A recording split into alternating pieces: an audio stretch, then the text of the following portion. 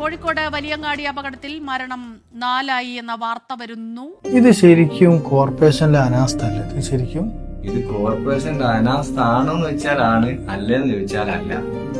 അതെന്താ ഈ അങ്ങനെ പറഞ്ഞേ?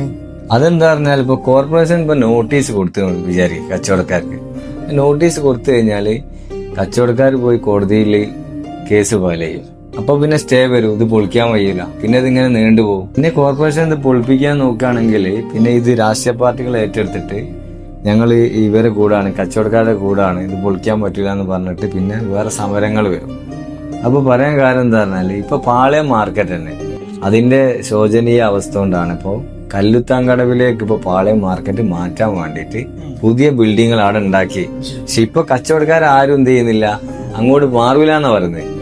ഓലെ കൂടുതൽ ഓൽക്ക് ഐക്യദാർഢ്യമായിട്ട് ഇപ്പൊ രാഷ്ട്രീയ പാർട്ടികളും കൂടിയിട്ട് പാളയം മാർക്കറ്റ് ഇന്നുള്ള കച്ചവടക്കാര് പുതിയ അങ്ങോട്ട് പോവില്ല എന്ന് പറഞ്ഞിട്ട് ഇപ്പോ പ്രതിഷേധം നടക്കുന്നുണ്ട്. ഇനിയിപ്പോ ഇതേപോലത്തെ എന്തെങ്കിലുമൊക്കെ വിഷയങ്ങൾ വരുമ്പോ ആണ് വലിയ ദുരന്തങ്ങൾ അല്ലെ പഴയ ബിൽഡിങ് ഇടിഞ്ഞു പൊളിഞ്ഞു വീഴുകയും ചെയ്യുമ്പോ ആണ് പിന്നെ എല്ലാരും കണ്ണു തുറക്കാം. ശരിക്കും ഇങ്ങനത്തെ ദുരന്തങ്ങളിൽ പെടുന്നത് പാവപ്പെട്ട തൊഴിലാളികൾ, ഒരു നേരത്തെ അന്നത്തിന് വേണ്ടിയിട്ട് അധ്വാനിക്കാൻ വരുന്ന തൊഴിലാളികളല്ലേ ഇങ്ങനത്തെ ദുരന്തങ്ങളിലൊക്കെ അല്ലേ ചെന്ന് വിടുന്നത്.